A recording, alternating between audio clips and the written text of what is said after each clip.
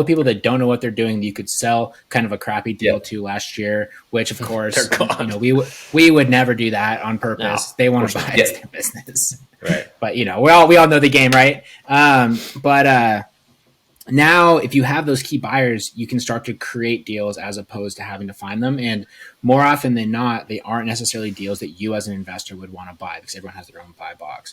But no, that's really interesting though, Steve. So I would love to hear, I guess, that is a common thing that people ask us is about finding buyers. So it sounds like that's almost like where you started your business was you went from like the buyer side and you work backwards a little bit, or at least that's kind of what you do now. I think I sort of started because I had a few buyers I did, but I think that was sort of a mistake. Because it was too limited a pool, I actually, in terms of starting, I think the best way to start is to find the sellers and do a couple of joint ventures with an existing wholesaler in your market, because I sort of did, but I sort of was linked to a buyer, which disadvantaged me because I had one view of the world. I think if you're starting out, if you link with a wholesaler who has a bunch of buyers, then you get good at finding the deals, and then you JV them and move them, and you both get paid.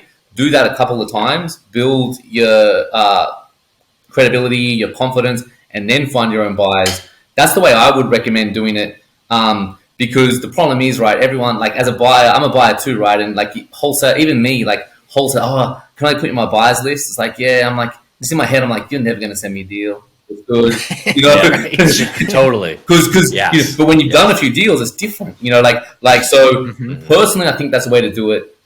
How did I build my buyers list? I did it a few ways. I did a few good moves on that.